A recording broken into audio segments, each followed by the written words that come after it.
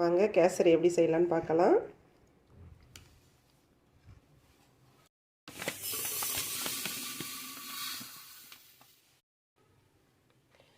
இந்த டம்ளரால் 7 டம்ளர் ரவை அளந்துருக்கேன். கிலோவில் பார்க்கும்போது 1,4 கிலோ. இதை நம்ம இப்போ வறுத்து எடுத்துக்கலாம். வறுக்கும் பொழுது ஒரு 2 ஸ்பூன் நெய் விட்டு வறுத்து எடுத்துக்கலாம்.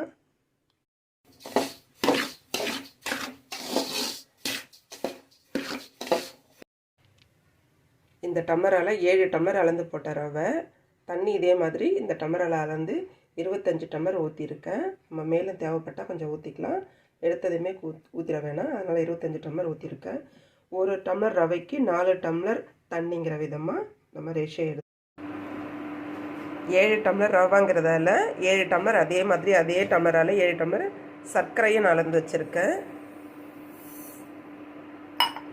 ரவையை நம்ம கெட்டியாக ஆகாத அளவுக்கு கொஞ்சம் கொஞ்சமாக போட்டு கிளறிக்கிட்டே இருக்கணும்.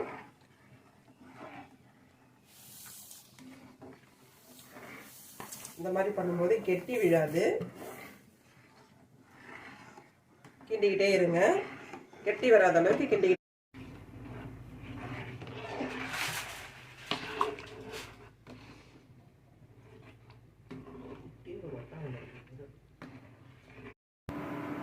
நல்லா கட்டி இல்லாமல் கிண்டி எடுத்தாச்சு. இப்போ ஒரு 1/4 ஸ்பூன் அளவுக்கு உப்பு. இது எதுக்குன்னா சர்க்கரையை தூக்கி கொடுக்கறதுக்காக. அளந்து வச்ச சர்க்கரை இதையும் அதில் போட்டு நம்ம கிண்டி எடுக்கலாம்.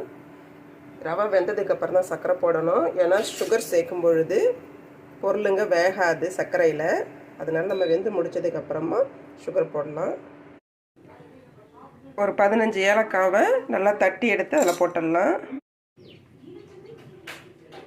இது ஒரு கிண்டிட்டு நம்ம ஸ்டவ் ஆஃப் பண்ணிவிட்டு வேறு பாத்திரத்தில் மாற்றிக்கலாம்.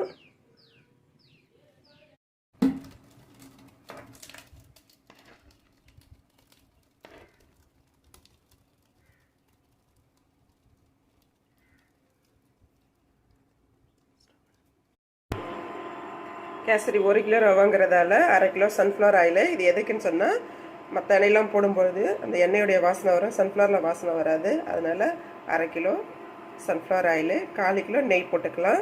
ரெண்டுத்தையும் நல்லா காய்ச்சி முந்திரி பருப்பு திராட்சை இதோட போட்டு நம்ம கேசரியில் இதோட நம்ம நெய் ஆட் பண்ணிடலாம். இதோட சேர்த்து நம்ம கட் பண்ணி வச்சுருக்கிற பேரிச்சம்பழம் ஒரு 1/4 கிலோ அதையும் அதில் ஆட் பண்ணிடலாம்.